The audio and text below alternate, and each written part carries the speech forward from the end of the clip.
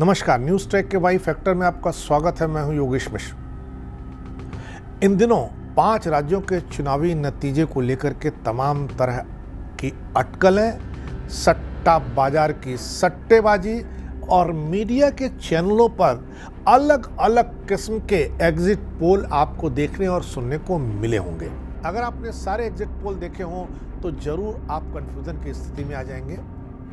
कुछ लोग राजस्थान, मध्य प्रदेश में भारतीय जनता पार्टी की सरकार बनवा रहे हैं। कुछ ऐसे एग्जिट पोल हैं जो राजस्थान में कांग्रेस की और मध्य प्रदेश में भारतीय जनता पार्टी की सरकार बनवा रहे हैं। ज्यादातर एग्जिट पोल का यह मानना है कि छत्तीसगढ़ में कांग्रेस पार्टी की सरकार बरकरार रह जाएगी। तेलंगाना के चुनावी नतीजों को लेकर भी बहुत कंफ्यूजन है। कुछ लोग कांग्रेस की सरकार बनवा रहे हैं, कुछ लोग टीआरएस की सरकार बनते हुए दिखा रहे हैं आपको। कांग्रेस और भारतीय जनता पार्टी की बहुत सिंगल डिजिट में प्रेजेंस आपको दिख रही होगी। चुनाव तो मिजोरम में भी हुए हैं, लेकिन मिजोरम के चुनाव को लेकर के इतना शोर शराबा हो हल्ला नहीं है। हालांकि मिजोरम के चुनाव के नतीजे भी यह बताएंगे कि मणिपुर में जो कुछ हुआ उसका प्रचार प्रसार पूर्वोत्तर में कितना और किस हद तक है। हम भी आपको इन 5 राज्यों के चुनाव नतीजों के बारे में बताना चाहते हैं। मध्य प्रदेश में हो सकता है लोगों को लगता हो कि शिवराज सिंह की सरकार दोबारा आएगी और कई लोग तो प्रचंड बहुमत से बता रहे हैं। पर न्यूज़ ट्रैक का मानना है कि मध्य प्रदेश में इस बार कांग्रेस पार्टी को बढ़त होगी, कांग्रेस पार्टी को भाजपा से ज्यादा सीटें मिलेंगी। सरकार किसकी बनेगी ये अभी कहना जल्दी है, क्योंकि कांग्रेस पार्टी की बढ़त तो दिख रही है, पर यह बढ़त इतनी लंबी नहीं है कि भारतीय जनता पार्टी पिछली बार की तरह कोई नया खेल करके, कोई नया गुल खिला करके वहां पर अपनी सरकार न बना ले। पर एक बात तो तय है कि अगर वहां सरकार बनती है तो शिवराज सिंह चौहान वहां मुख्यमंत्री नहीं होंगे। मुख्यमंत्री की रेस में वहां नाम है प्रहलाद पटेल और नरेंद्र सिंह तोमर का।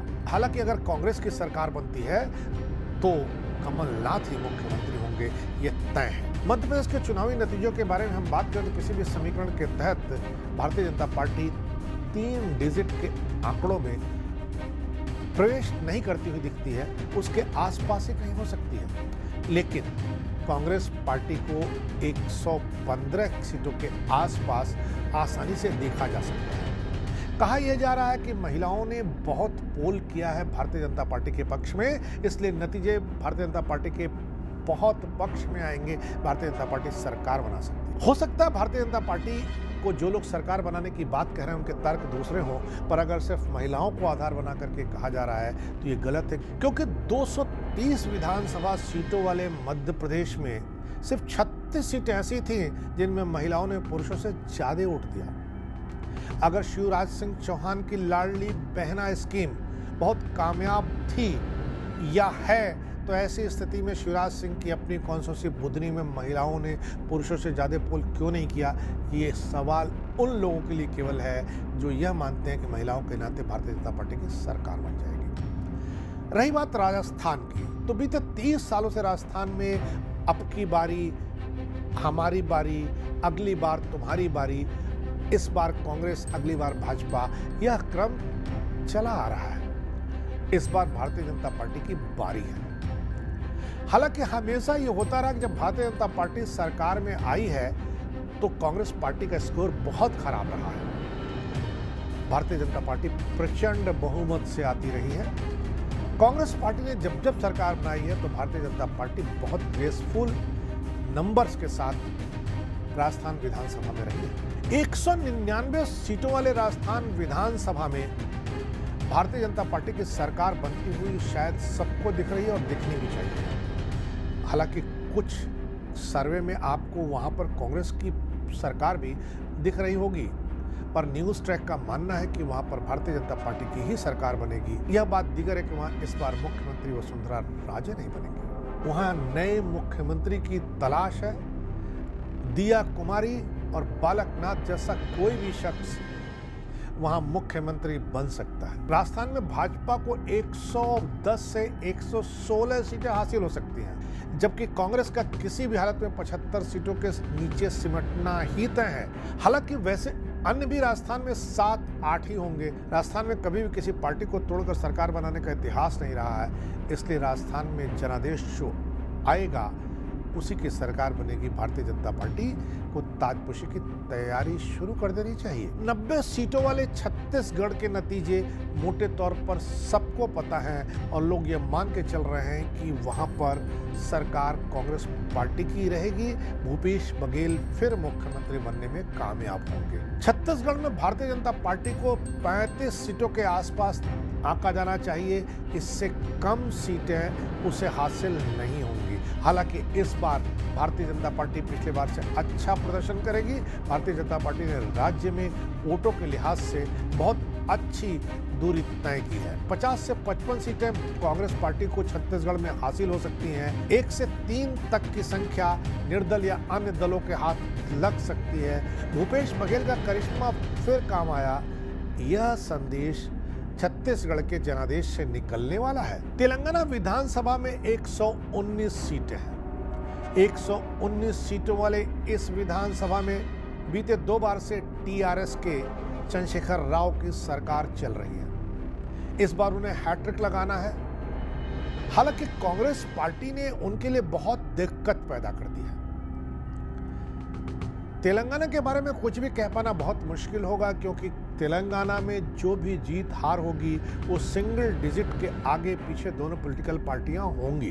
तेलंगाना का विश्लेषण करें तो वहां चंद्रशेखर राव एंटी इनकम्बेंसी झेल रहे हैं और कांग्रेस पार्टी जीतने के लिए सारे दमखम लगा चुकी है, क्योंकि कांग्रेस पार्टी का मानना है कि अगर तेलंगाना जीतने में वो कामयाब होती है तो आंध्र प्रदेश में भी उसका परचम लहरा सकता है। यही नहीं, अगर वो तेलंगाना जीतने में कामयाब होती है तो इंडिया अलायंस के लिए उसे और दल आसानी से मिल सकते हैं। तेलंगाना में 20 ऐसी सीटें हैं जिन पर टीआरएस की जीत बिल्कुल तय है, यानी 119 में से 20 सीटों के नतीजे तय हैं जो टीआरएस के फेवर में जाएंगे। Bharatiya Janata party single digit में होगी।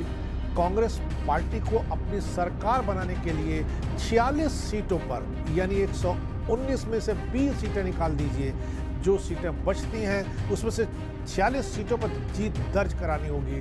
कांग्रेस पार्टी हो सकता है पिछड़ जाए, 46 पर अपनी जीत दर्ज न करा पाए, लेकिन कांग्रेस और टीआरएस के बीच में बहुत छोटा सा फासला होगा। ओवैसी की पार्टी भी वहाँ 5-7 सीटों पर करिश्मा करेगी और इस बार तेलंगाना के सत्ता की चाबी ओवैसी के पॉकेट में होगी।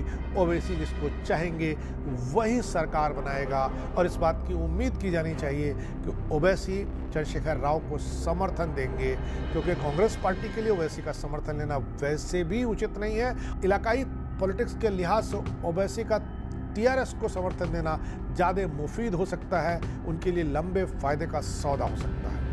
रही मिजोरम की बात, मिजोरम में 40 सीटें हैं जिसमें कांग्रेस पार्टी और Bharatiya Janata party single digit की लड़ाई लड़ रही है। इसमें कांग्रेस पार्टी भारतीय जनता पार्टी से आगे रहेगी, इतना तय है। मिजोरम में मुख्य मुकाबला कांग्रेस और भारतीय जनता पार्टी के बीच है ही नहीं, वहां पर इन दोनों की उपस्थिति हो जाए यही बहुत बड़ी बात है। और जोराम पीपुल्स मूवमेंट के बीच में मुकाबला है।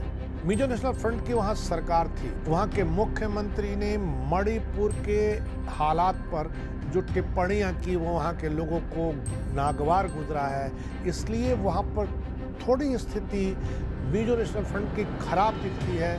वहाँ जोराम पीपुल्स मूवमेंट की सरकार बनती हुई दिख रही है। मिजो नेशनल फ्रंट और जोराम पीपुल्स मूवमेंट दोनों के बीच नेक टू नेक लड़ाई है, लेकिन हालात यह बताते हैं कि इस बार जोराम पीपुल्स मूवमेंट को वहाँ की जनता मौका देने के मूड में दिख रही है। अगर उनकी सरकार बन जाती है तो कोई आश्चर्य नहीं होना चाहिए। 40 सीटों वाले इस विधानसभा में अकेले इन दोनों में से किसी को बहुमत नहीं मिलेगा।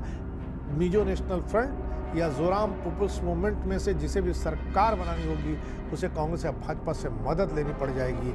वहाँ स्थिति त्रिशंकु विधानसभा की दिख रही है, पर जनादेश का आदेश ये होगा कि मिजोरम में जोराम पीपुल्स मूवमेंट ही सरकार बनाए। कांग्रेस या भाजपा को उसी को समर्थन देना पड़ेगा चुनावी नतीजों के आने में हालांकि बहुत कम घंटे बचे हैं, पर जो उहापोह की स्थिति चल रही है, सट्टा बाजार में उठा पटक चल रही है, उन सबको न्यूज़ ट्रैक का यह सर्वेक्षण विराम देता है। देखना कि इन 5 राज्यों की जनता क्या जनादेश देती है, न्यूज़ ट्रैक के सर्वे को सपोर्ट करती है या कोई नया फैसला सुना देती है। इंतज़ार कीजिए नतीजों तक। इस बार इतना ही, अगली बार फिर मिलेंगे किसी नए सवाल पर नए ढंग से बात करने के लिए। तब तक के लिए नमस्कार।